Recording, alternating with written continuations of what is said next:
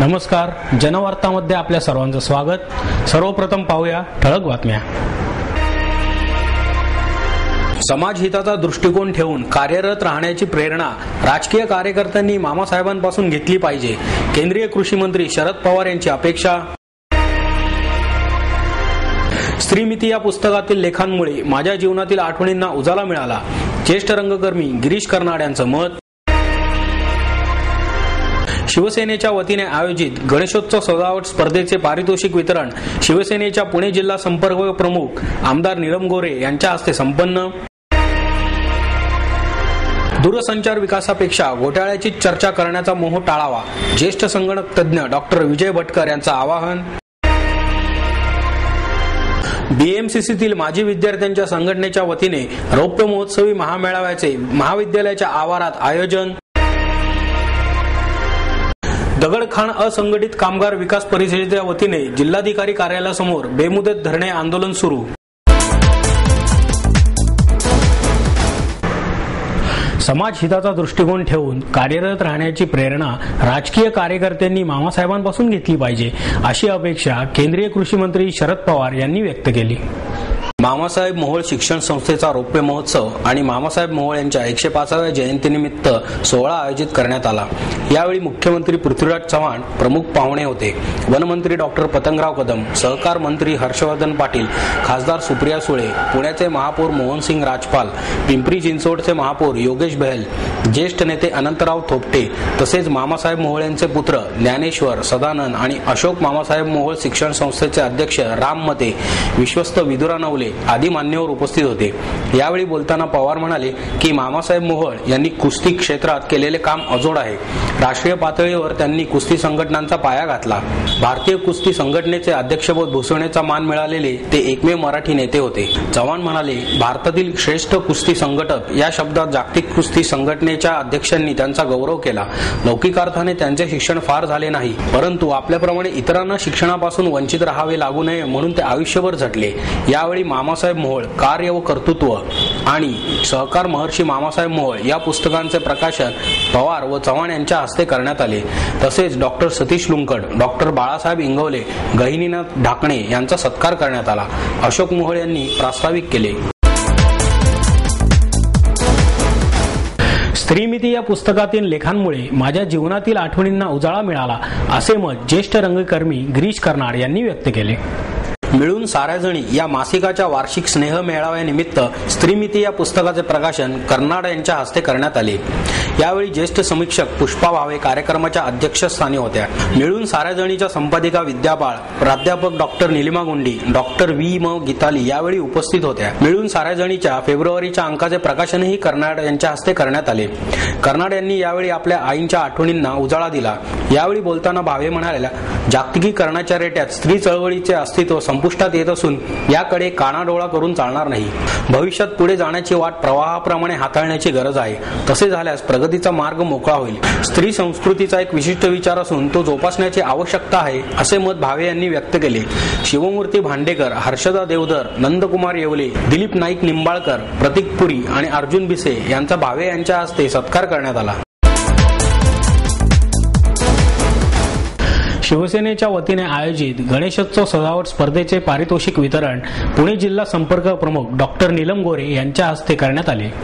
यावेळी शहर प्रमुख नाना वाडेकर, उपप्रमुख प्रशांत बंदे, सदानंद शेट्टी, राजेंद्र शिंदे, उपनेते ॲडव्होकेट गणेश सातपुते, विभाग प्रमुख मिलिंद काची, हुजूर इनामदार अतुल गोंदकर, बाळा ओसवाल, नगरसेवक दीपक गावडे, भारतीय कामगार सेनेचे चिटणीस रघुनाथ कुचिक उपस्थित होते। मंडळाच्या वतीने राबवण्यात येणाऱ्या सामाजिक उपक्रमांना व्यासपीठ मिळण्यासाठी कायमस्वरूपी भवन आवश्यक आहे। त्यासाठी शासनाकडे पाठपुरावा करणार असल्याचे आमदार डॉक्टर नीलम गोरे यांनी सांगितले। यावेळी लिटिल चॅम्प शुभम खंडाळकर याला आमदार गोरे यांच्या हस्ते 51,000 रुपये प्रदान करण्यात आले। चल के कभी था मद्रासी, माना चल के था पंजाबी, माना चल के कभी था गुजराती, माना चल के था बंगाली। चाहे कोई भी हो तेरी भाषा, चाहे कोई भी हो बोली, नस नस में दौड़े है जो तेरे, पहचान हवा है कहा कि पानी कहा कह नीति कहा।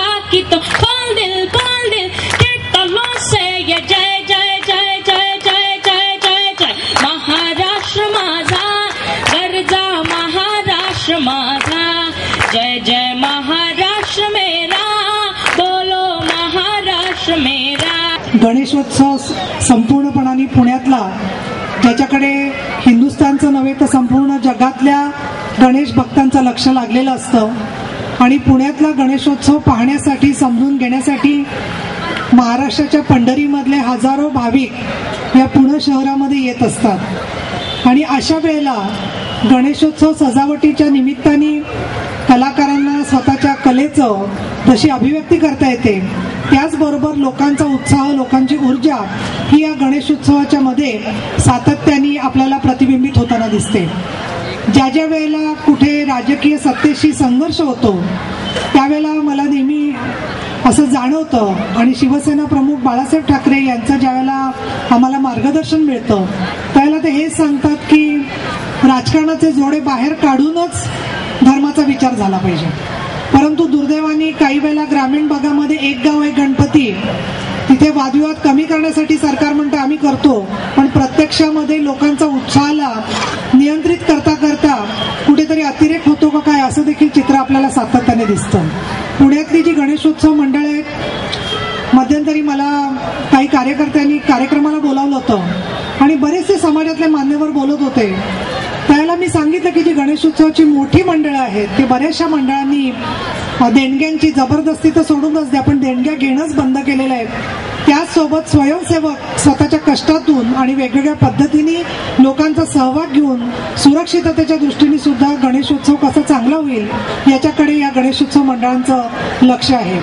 ही जागा राजकारणाच्या बद्दल बोलण्याची नाही आहे, परंतु अनेक वर्षापासून विधिमंडळामध्ये जो प्रश्न प्रलंबित आहे आणि त्याच्यामध्ये गणेशोत्सव मंडळावरती हकनाक स्वरूपाचे जे गुन्हे वारंवार दाखल झालेले आहेत, तर त्याच्याबद्दल आजच्या दिवशी मी निदान गणरायांनी गृहमंत्री आर पाटील यांना सद्बुद्धी द्यावी की लवकरात लवकर गुन्हे त्यांनी मागे घ्यावेत अशी प्रार्थना मात्र करणं गरजेचं आहे असं मला वाटतं.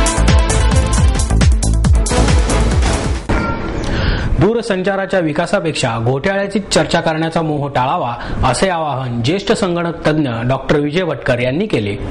सीओईपीचा माजी विद्यार्थी ऋषिकेश हुंबे याने स्थापन केलेल्या दिशा व्यवसाय मार्गदर्शन केंद्राचे उद्घाटन डॉक्टर भटकर यांच्या हस्ते करण्यात आले.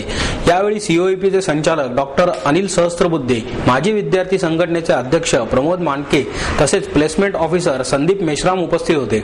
यावेळी बोलताना भटकर म्हणाले, दूरसंचार क्षेत्रातील घोटाळा सध्या खूपच गाजत असला तरी दूरसंचार क्षेत्रात भारताने केलेली प्रगती दुर्लक्षून चालणार नाही. किंबहुना सध्या प्रत्येकाच्याच हाती आलेले मोबाईल हे याच प्रगतीचे फळ आहे. आपल्यासमोर सध्या अनेक समस्या आहेत. इंजिनियर्सची प्रत्येक गोष्टीकडे पाहण्याची खास दृष्टी असते, त्यामुळे ते या समस्या सहज सोडवू शकतील असे आवाहनही भटकर यांनी केले. सहस्त्रबुद्धे म्हणाले, आमच्याकडील विद्यार्थ्याला आत्मकेंद्री न बनवता त्याला समाजाचेही भान असावे याची आम्ही सतत काळजी घेतो. दिशा हे याचे उत्तम उदाहरण आहे. इतर महाविद्यालयांनीही असे उपक्रम राबवावेत अशी अपेक्षा डॉक्टर सहस्त्रबुद्धे यांनी व्यक्त केली. माध्यमांवर टीका करण्याची काहींना सवयच असते असा टोला काँग्रेसचे खासदार सुरेश कलमाडी यांनी उपमुख्यमंत्री अजित पवार यांना लगावला. नांदेड जिल्ह्यातील लिंबोटी येथे मनार धरणाच्या जलपूजनाच्या कार्यक्रमानंतर आयोजित केलेल्या शेतकरी मेळाव्यात बोलताना अजित पवार म्हणाले, पत्रकारांना दंडुके मारले पाहिजेत. मीडियावाल्यांना सवयच आहे, ते खोटे दाखवतात, खोटे लिहितात. छोटा पूर आला असला तरी गावभर पूर आल्याचे सांगतात असे वक्तव्य त्यांनी केले. या संदर्भात वारजे माळवडीत एका भूमिपूजनाच्या समारंभानंतर खासदार सुरेश कलमाडी म्हणाले, माध्यमावर टीका करण्याची काहींना सवयच असते. आपल्यावर टीका होताना टीकाकाराचे मतपरिवर्तन करण्याची ही तयारी हवी, पण माध्यमांवर अशा प्रकारे टीका करणे योग्य नाही आणि तसे कोणी करता कामा नये अशा शब्दात त्यांनी अजित पवारांना टोला लगावला. या घटनेचा राज्यभर सर्वच श्रमिक पत्रकार संघाच्या वतीने तीव्र निषेध व्यक्त होत आहे. अजित पवारांनी याबाबत माफी मागावी अशी मागणीही केली जात आहे. फ्रीडम ऑफ द प्रेस हा फार महत्वाचा विषय आहे आणि ते राहायला पाहिजे. तुम्ही पाहिलं की माझ्यावरच सगळे मीडिया अगोदर सुद्धा काय काय काय बोलत होते आणि मग आता काय बोलतात, पण तरी सुद्धा मी कधी असं रिॲक्ट केलं नाही. आपल्या आपल्या लोकांचं मत असतं, ते कसं समजा कोणी काय वेगळं बोलत आहे कसं त्यांचं मतपरिवर्तन करता येईल ह्याच्याकडे आम्ही विचार करतो, पण असं बोलता कामा नये. पण आता काही लोक कायम असे करत असतात, त्यांना कसं थांबवणार. बीएमसीसीतील माजी विद्यार्थी संघटनेच्या वतीने रौप्य महोत्सवी महामेळाव्याचे आयोजन करण्यात आले. यावेळी सिरम इन्स्टिट्यूटचे डॉक्टर सायरस पुनावाला यांना प्राईड ऑफ बीएमसीसी पुरस्काराने सन्मानित करण्यात आले.